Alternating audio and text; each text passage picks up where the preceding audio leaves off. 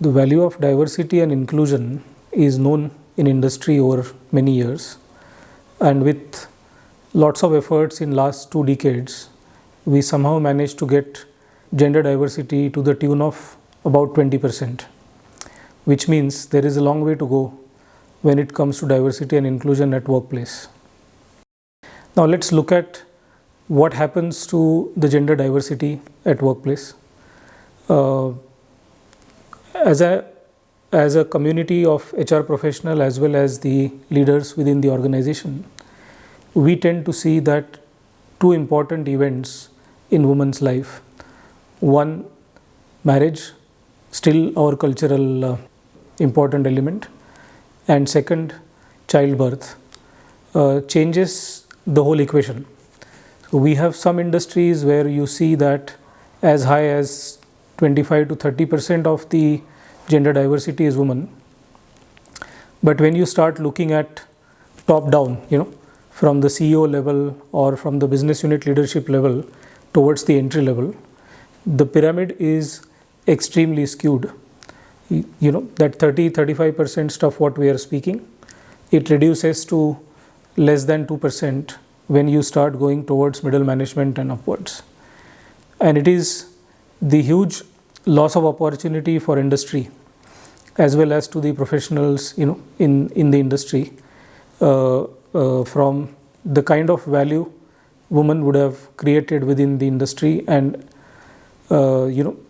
as I stated earlier, that diversity and inclusion promotes innovation, creativity, team spirit, and helps faster go to market for the organizations. Now, if those are the benefits of diversity and you lose that benefit after the employee joins you within, let us say, anywhere between 3 years to 7 years or 8 years, then we are literally shooting at our feet by not putting the practices and procedures and ecosystems which will nurture this creativity, innovation, and the go-to-market acceleration throughout the journey of a woman's career in the organization.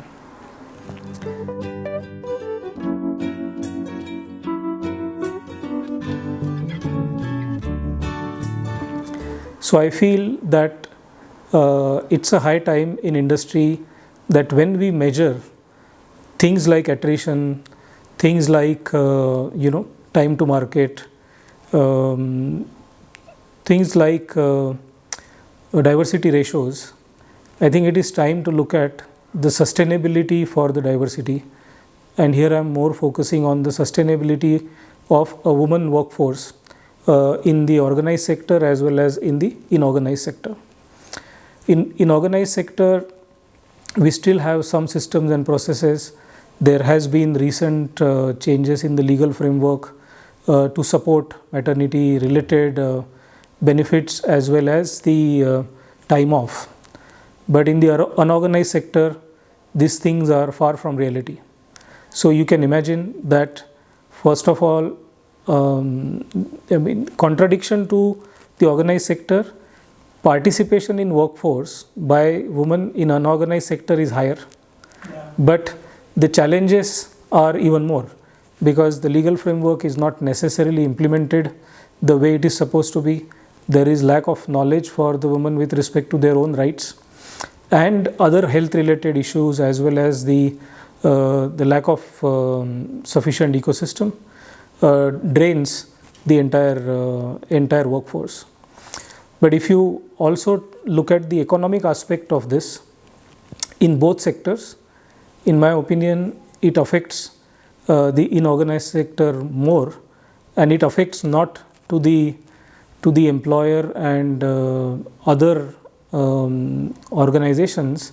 It actually affects the workforce themselves, because at one end they are compelled to work, at the other end they are constrained to work. And NHRDN as an NGO and the important body who influences HR community as well as HR policy building, I strongly believe that this is one area on which we need to work by way of bringing in better policy frameworks, by way of getting very targeted research done because so far we have not done any research which will very in a concrete way talk about the impact of depletion in return to work for women. There are a handful of organizations in Fortune 500 companies, maybe only the top 20 or top 30, who have some systems and processes, but they also don't necessarily believe that they have got everything right. If those organizations who are progressive in some way believe that they have only just started, you can imagine the rest of the sectors are far from where we all of us want to be. And if I bring some aspect of the Indian labor market with respect to the demographic dividend we have, we run a risk that we may not be capturing that demographic dividend properly if we don't focus on continuity of women at workforce for a sustained period of time, in spite of the life-changing event which takes place in their lives.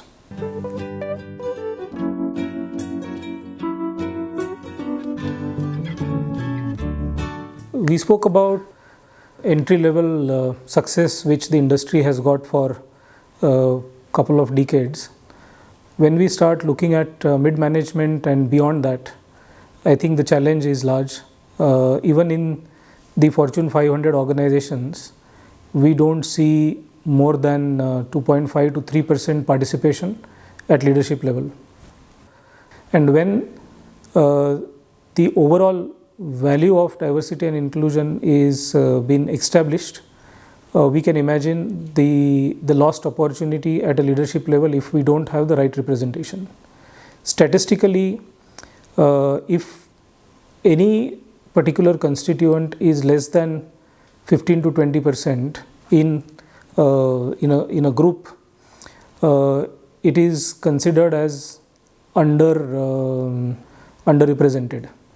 And you can imagine if a particular constituent is underrepresented, the voice of that particular constituent will not necessarily be heard, and it may not influence on the decision-making process in the organization, which as much is the loss for those individuals and communities, it is more loss for the organizations, as a whole. And beyond that, it's a loss to the overall economic output of the organization, the country, and the community at large. And hence we strongly believe that one of the important target we can take as HR fraternity as well as the industry body to try and see how quickly we can get that number to, in double digits to begin with, and then can we have that audacious target to keep the leadership representation of women similar to where it is at entry level. You might think that I am daydreaming, but I think some of these dreams are worth pursuing, because in long run it will make a huge difference to the world at large.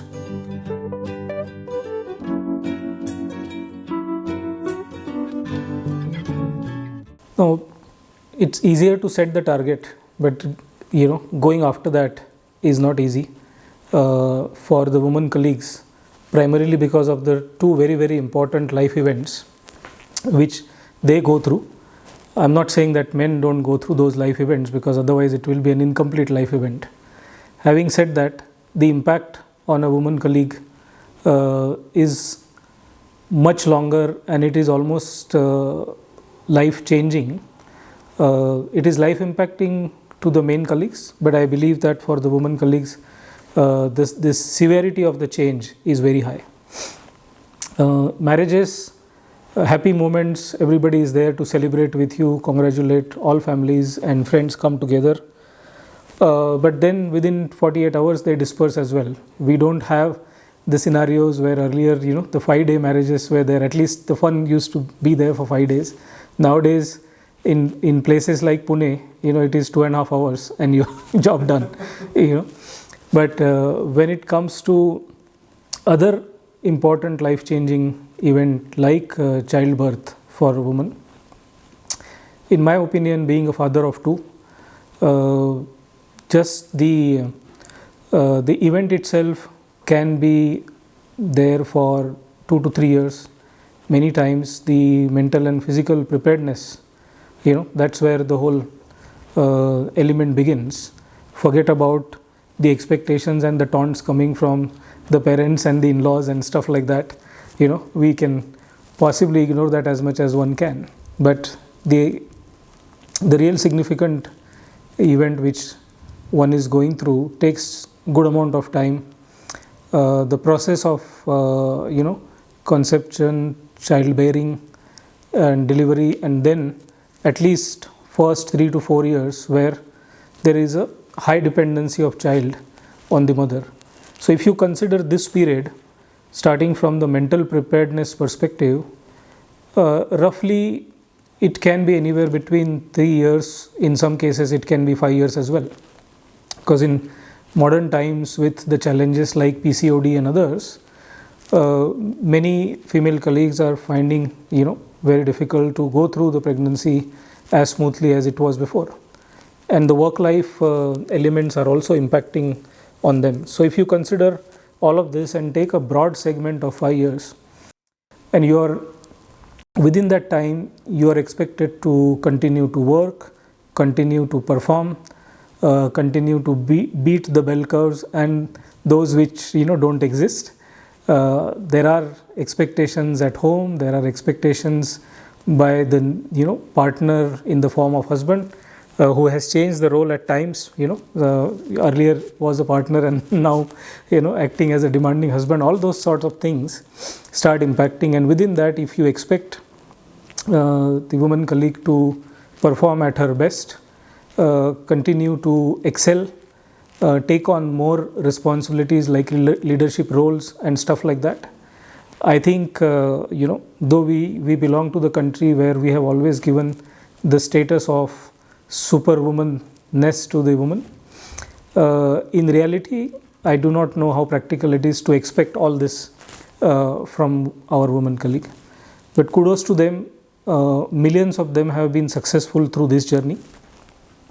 10 to 12 years back, situation was a bit different. We were operating in a relatively joint family sort of an environment.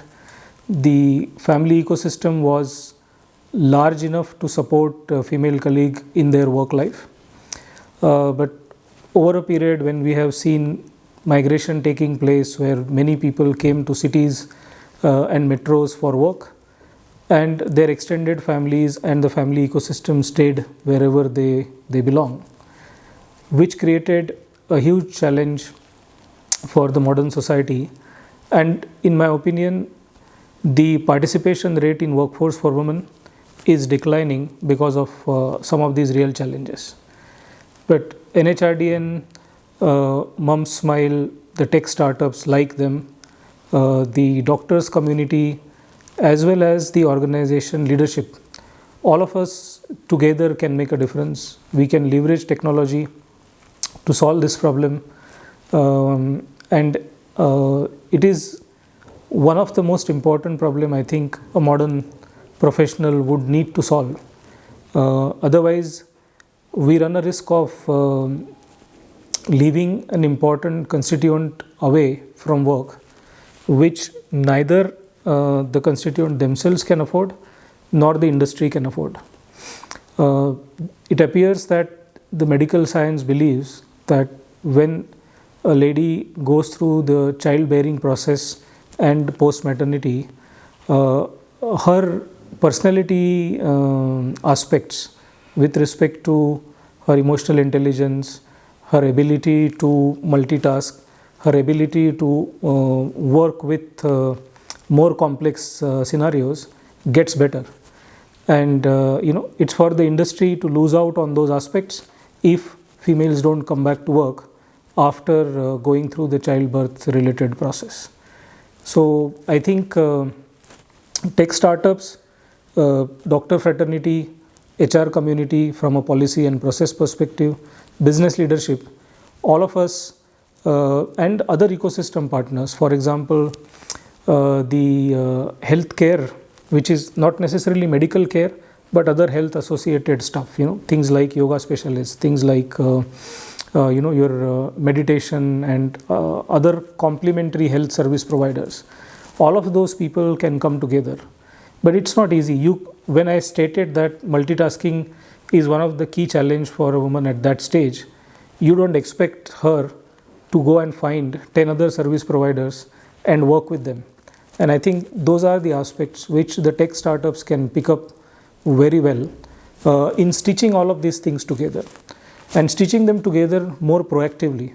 So on a click of a button or on a just a wish being asked to a smartphone, if lady is able to deal with many of these aspects, which anyways she needs to be more effective and productive in her overall life, I think it will be a great boon and a great leverage of technology, which we should focus on and put to task for us to get benefited. And when I'm talking about technology, there are elements with respect to AI, ML, and this time I'm not talking ML as maternity leave, but ML as machine learning. So those elements will also play a big role, because whatever tech we put together, if that tech is able to learn from the recent experiences and past experiences, can also accelerate the research findings across the world and help come up with solutions which are much more proactive and friendly for the woman to remain at work by choice versus by being forced, either due to economic reasons or family reasons or work reasons. I think it will be the great thing for us to do.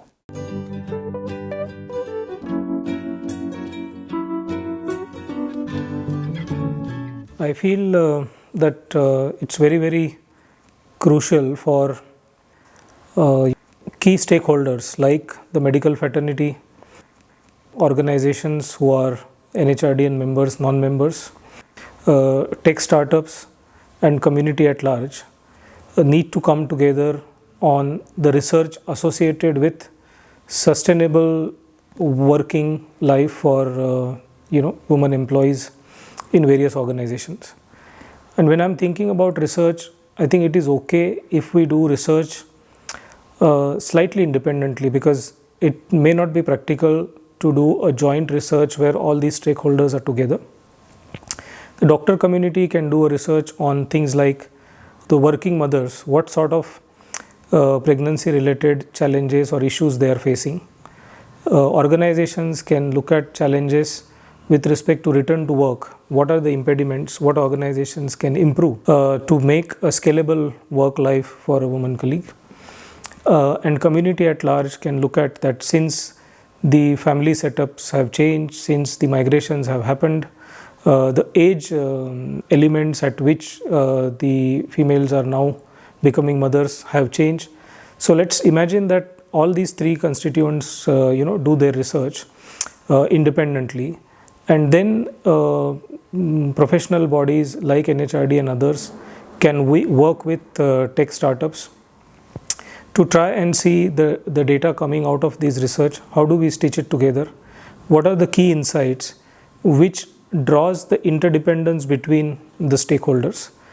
And then a solution approach can be looked at. A co-creative solution between all of these parties can come together, where the tech startups can identify the top 3, 4, 5 problems which we can work on to meet this objective of what I earlier stated of, let's say, if there is a 20 to 30% intake of female colleagues joining the industry, how do we keep it sustainable with the back of the research data coming from various sources, enabled by tech, and enhanced for the overall well-being of the community.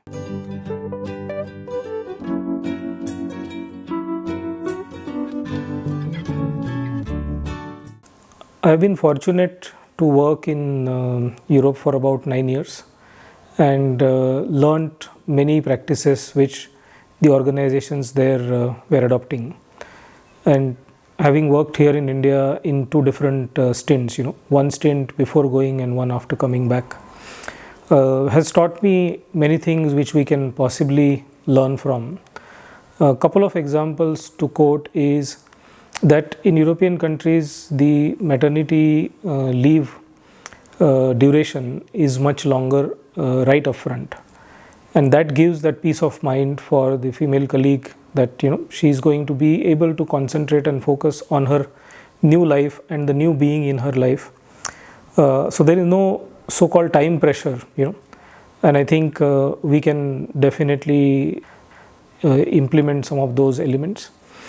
Similarly, the work-related proactive connects are much better, which I experienced there, whereby even though the person is on leave, the option is given to the employee to remain connected at her will and at her pace with respect to skill development, as well as staying in touch with the teams, joining some of the important events like town halls or team meetings, or for that matter, there are events being organized where a new mother with the kid and a spouse is invited at work.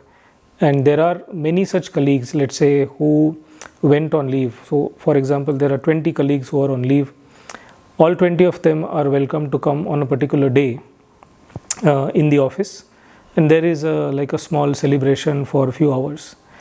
It helps in these colleagues exchanging notes with respect to how their post childbirth life is going, what sort of aspirations they have now, because in many women's life their aspirations undergo a change. So this is a good touch point even for organization to take inputs and amend certain team structures or certain procedural elements.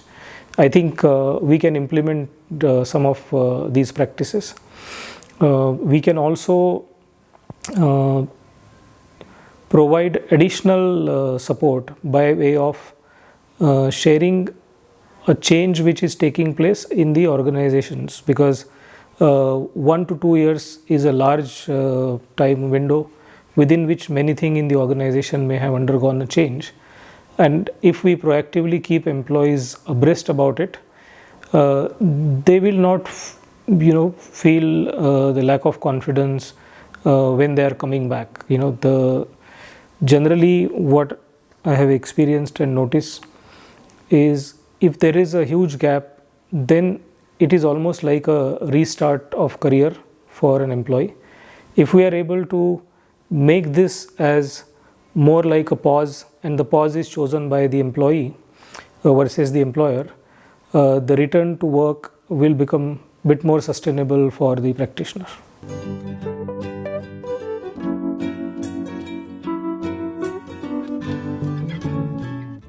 For us to keep sustainable work life for female colleagues to remain at workplace and continue to grow, in my opinion, collaboration between multiple stakeholders and co-creation of solutions between multiple stakeholders is extremely important. If we look at the first stakeholder is woman herself, and that person has a very, very limited sphere of influence, plus has life-changing elements to look after while trying to resolve, the work-related challenges. So in my view, we should possibly keep lesser burden on such individuals.